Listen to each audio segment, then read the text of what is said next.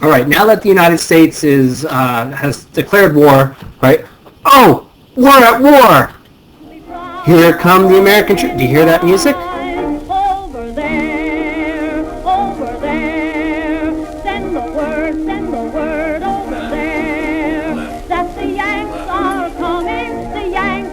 coming, the drums are coming everywhere. So prepare, say a prayer, send the word to beware, we'll be over, we're coming. Okay, so here's work pack questions 1 and 2. How does the government go about getting the American people ready for war? Now, World War I, in terms of American history, this is really our first example of total war, where we need the entire population, right? Yes, we need soldiers to fight, but we also need other people to participate to support the war effort, all right? Women, children, old people, young people, right? Everybody's going to have to get involved to help the war effort. One of the ways you can do it is by buying war bonds. Right? Now, war bonds were essentially just loans that you made to the government. Some of you may have savings bonds, right? A lot of times, grandmas and grandpas will get it for us when we're little kids, and then by the time we're grown up and we understand what money is, it will have, be valued at more money. Basically, it's just a low-interest loan that you make, right? And after a set period of time, sometimes it's 10, sometimes it's 15, after that set period of time, the government repays you, right, for that loan plus interest. Right? And it's just a quick way for government to raise money, right, quickly for an emergency, in this case for the war. So here's are all different excuse me, these are all different advertisements advertising war bonds, trying to get people to purchase war bonds. Okay, like this one here, you can see it's young and old, right, to get involved as well. All right, what are some other ways that people can go about helping the war effort? Right, well, it's quite simple: conserving resources, all right, as much as we can. The things that we would save, right, at home are more things that our troops would have abroad. All right, so some of these come back when we do World War II, like victory gardens, right? Instead of going to the store and buying fruits and vegetables, right? Why don't we just grow our own, and then the store-bought ones can then get sent over to the troops. Making clothes for the troops, collecting scrap metal. Okay, wheatless and meatless days, those come back right here with this picture on the next slide. It's basically just trying to save as much as we can here, so that our troops have more supplies abroad. Right. This is a biggie because it comes back into play again with World War II. It's still very much a part of society today, is the use of propaganda. All right, now the Committee on Public Information, you can see, right, here would be a piece of propaganda here, right, here's the definition. The use of propaganda is just merely to try and influence the way people think, to get them to support something, to get them to do something, to feel a certain way. So this committee produced propaganda. You can see this poster here, right, is trying to persuade you to A, support the war effort, B, buy war bonds. All right, and it's playing on that whole immigrant thing. Here's the Statue of Liberty, okay, the first thrill of American liberty. So it's kind of like, it's your duty to support the war. All right, and the idea was to try and get as many people to support the war effort as possible.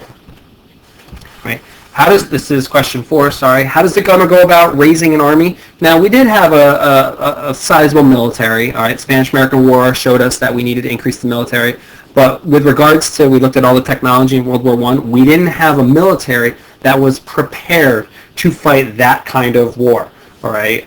So the United States had to go about kind of reorganizing the military, increasing the numbers. So Selective Service Act, still around today, right, required all men 21 and 30 to sign up for military service. The nickname, or it's also known as the draft. Now, essentially what they do, right, is they have a lottery, and they pull, you can see the guy pull the numbers out of here, okay, and it usually, today it goes by social security card, or social security number, okay.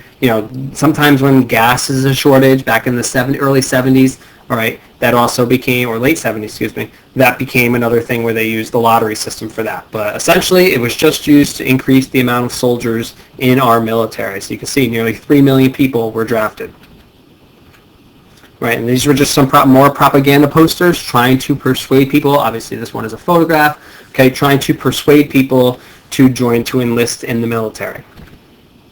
All right, so in terms of fighting, most of the fighting took place in France, so that's where American troops were heading. We know that Russia left, which opened up Germany to be able to send more troops to the Western Front, which is where France and Great Britain would be located. right? So that's where the American troops were needed to fight back the Germans there, right? The leader of American military forces in Europe during World War I, General John Pershing, all right? You can see an advertisement on the side there and him over here on the right. Look at all his medals. He must have done a good job.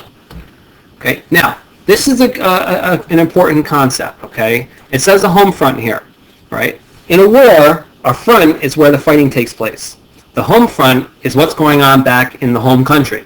So even though there's no fighting in the United States during World War I, people in the United States still needed to participate in the war. You still needed to go to work in the factories. You still needed to contribute. So now we're going to look at kind of some of the things that are going on back home.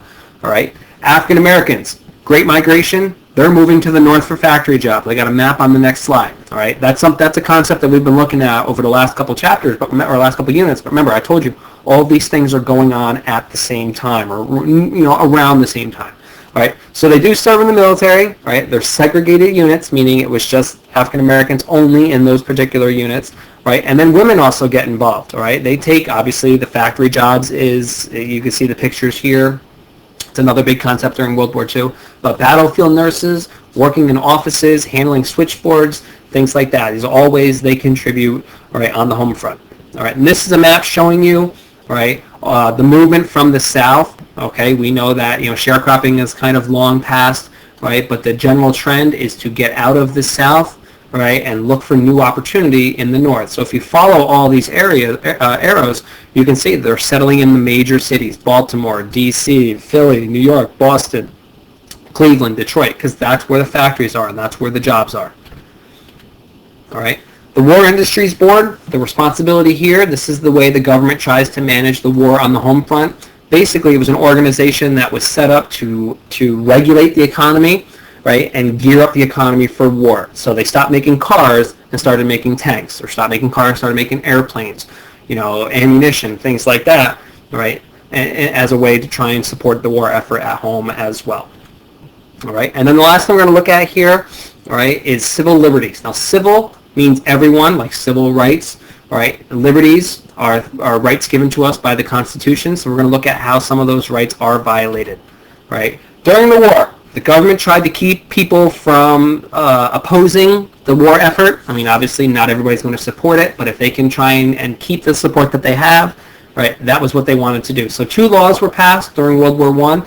The Espionage Act and the Sedition Act, right? You don't necessarily need to know what the 2 of those are, but you do need to know that they essentially tried to stop anti-war activities, meaning try and keep people from demonstrating or protesting about the war, right? And that's actually a violation, if you think about it, that's a violation of free speech, right? That's why the people are very unhappy. So we actually have a Supreme Court case called Schenck versus the United States. And this is there are a couple questions on your Schoology quiz about this, okay? Basically, Schenck was an anti-war protester who was passing out pamphlets or flyers trying to encourage people not to sign up for the draft, right? So he really wasn't doing anything wrong, but he was arrested and thrown in jail, all right? And what the Supreme Court said is that your free speech, which is given to you by the Bill of Rights and the Constitution, can be limited if your free speech creates a clear and present danger. Now, the age-old example, and you're going to hear this when you do 11th grade U.S. history, is shouting fire. If you're in a crowded movie theater and you yell fire,